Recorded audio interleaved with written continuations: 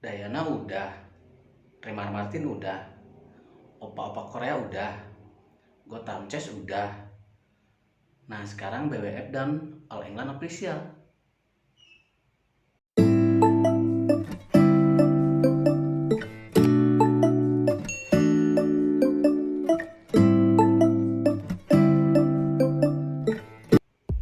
Assalamualaikum guys, welcome back to my channel. Nah, dalam beberapa hari kebelakang, jadi kita ini diributkan oleh peristiwa yang sungguh sangat menyakitkan ya, terutama buat saya sebagai penggemar bulu tangkis. Bahwasannya timnas Indonesia untuk kejuaraan di All England di Inggris sana itu dipaksa pulang oleh pemerintah Inggris dan juga oleh BWF dikarenakan ada berhubungan dengan protokol kesehatan yang diterapkan di Inggris. Nah, seperti apa kisahnya? Jadi kronologisnya begini. Pada hari Sabtu, para pemain dan pelatih official bulu tangkis All England Indonesia itu sampai ke Inggris dan sudah melakukan cek, sudah melakukan swab, PCR dan lain-lain yang diwajibkan untuk para pendatang yang berasal dari luar negara Inggris. Nah, bahkan sampai hari pertandingan, yaitu pada hari Rabu, ada beberapa pemain Indonesia yang sudah melaksanakan pertandingan. Jadi di hari Rabu itu, setelah semua administrasi selesai kan tidak ada masalah tuh, pemain All England kita itu bisa main di Birmingham Arena. Nah, namun kemudian dari pihak otoritas kesehatan Inggris menyatakan bahwa pada saat Indonesia berangkat naik Turkish Airlines itu ada salah satu penumpang yang terindikasi virus COVID-19. Nah, maka dari itu menurut peraturan di sana bahwa setiap orang yang berada dalam satu pesawat dengan orang yang terindikasi virus COVID itu, mereka harus dikarantina selama 10 hari. Nah, akhirnya para pemain yang sudah, kan ada tuh pemain yang udah main tuh seperti Jonathan Prapen Jordan dan Melati Daya Faktiampi itu kan udah main. Mereka menang, bahkan bisa lolos ke babak 16 besarnya. Marcus Kevin juga lolos, Ahsan Hendra juga lolos, dan kemudian Gracia Poli dan Apriani Rahayu juga udah lolos. Namun karena perintah dari otoritas kesehatan Inggris ini, mereka itu digugurkan karena mereka harus menjalani isolasi selama 10 hari. Nah, murkalah para supporter yang ada di Indonesia.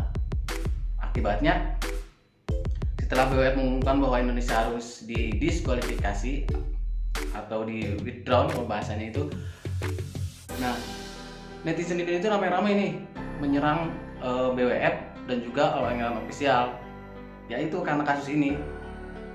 Jadi begitu dapat kabar bahwa pemain All England kita dipulangkan atau dipaksa pulang atau apalah itu namanya menurut bahasa mereka itu, ramai-ramai di media sosial seperti Twitter, Instagram, Facebook, itu hashtag BWF must be response, itu untuk merespon apa yang sudah BWF lakukan kepada para pemain kita gitu.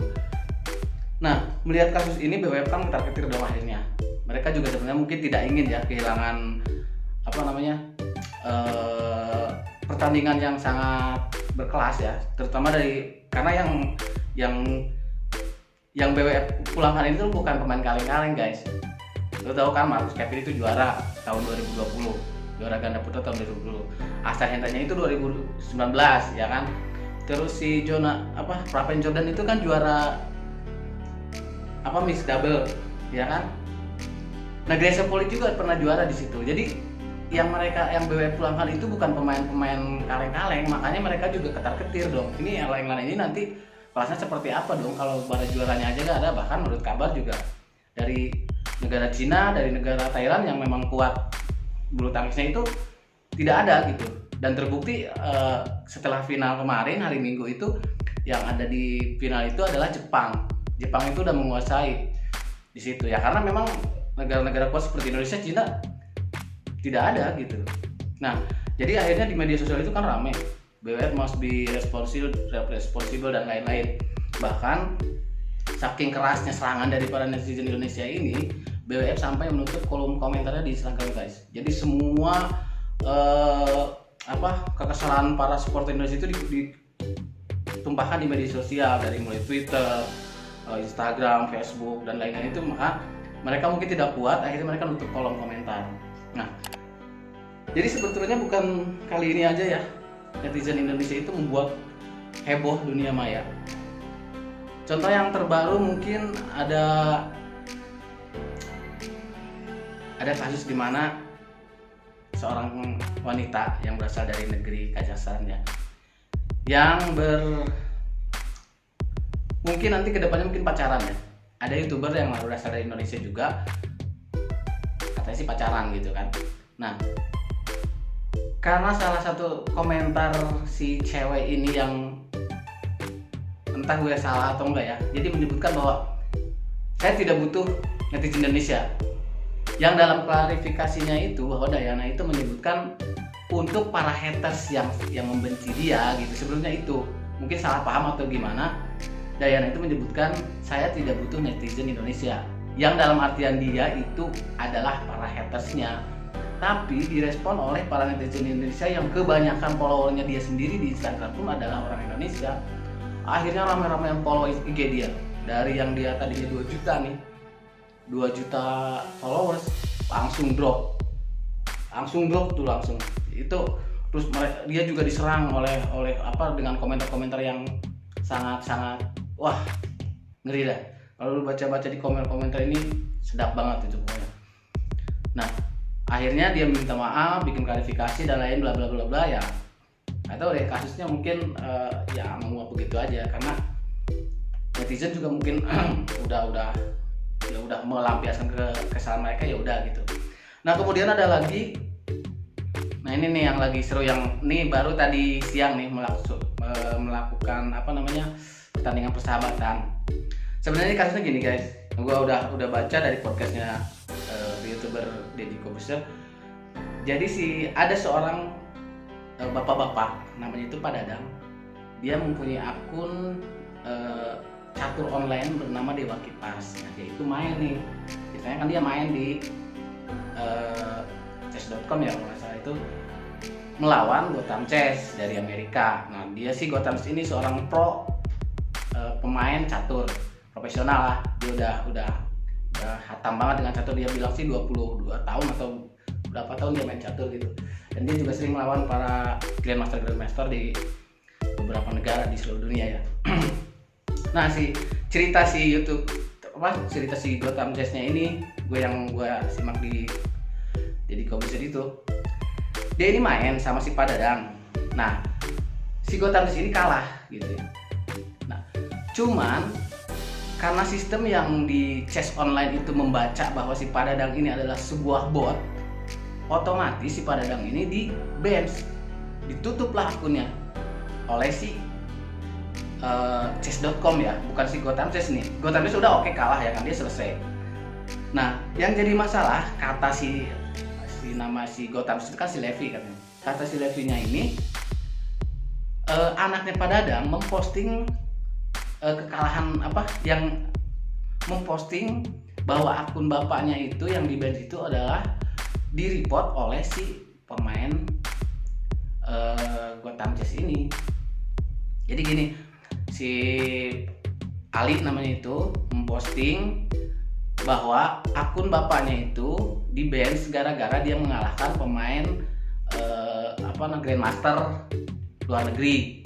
Jadi gara-gara itu katanya, bukan alasannya itu bukan karena di-ban oleh chess.com-nya. Jadi si Ali ini mungkin salah caption lah kalau bahasanya tuh.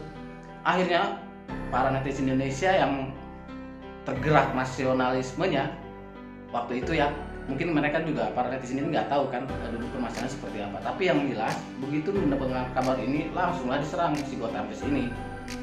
Sampai katanya sih akunnya juga emang sampai di private gitu kan, akun YouTube-nya dia sampai di private sendiri karena tidak tahan ya dengan serangan-serangan dari netizen Indonesia. Namun kemudian di Indonesia sendiri bahwa Grandmaster Iren gitu ya, menyebutkan bahwa memang Bapak Dadang ini sepertinya memang menggunakan bot dari pola-pola yang dia pelajari. Nah, Grandmaster Iren ini menyebutkan bahwa memang Pak Dadang sepertinya memang menggunakan bot atau mungkin bahasanya gimana ya? Karena saya juga kurang paham bagaimana cara menggunakan bot di catur itu.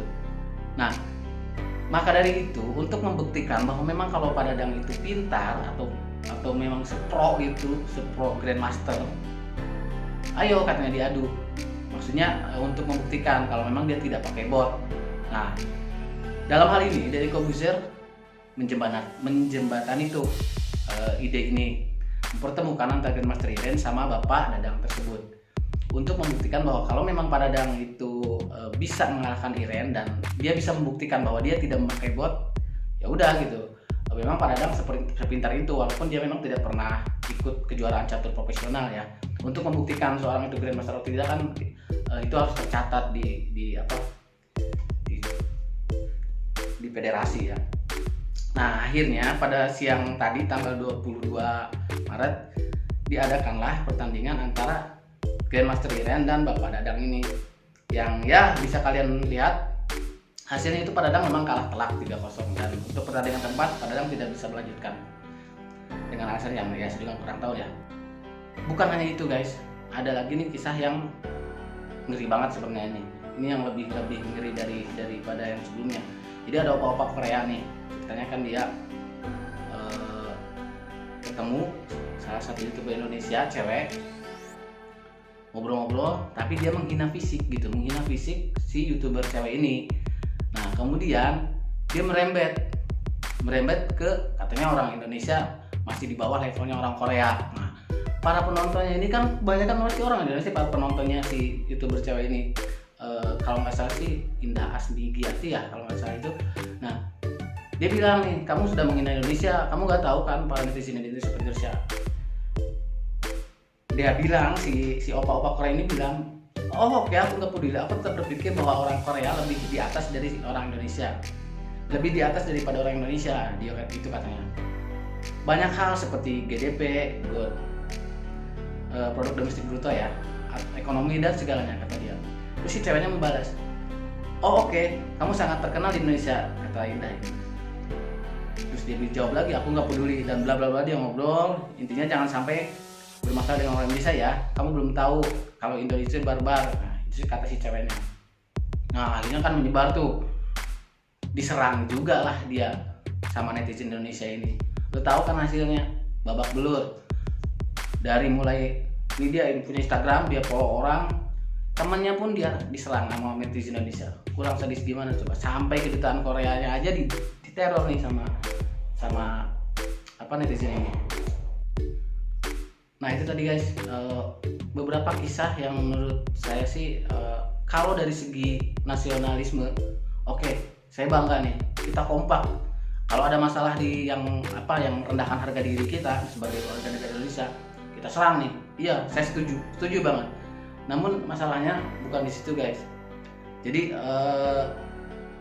ada beberapa hal yang harusnya kita klarifikasi dulu, kita cross check dulu mana nih berita yang benar dan mana yang berita hoax. Seperti yang di Gotham Chess itu kan udah jelas-jelas itu adalah berita yang salah, bahwa si Gotham Chess ini mereport akunnya Dewa Kipas, kemudian rame-rame di ban gitu ya.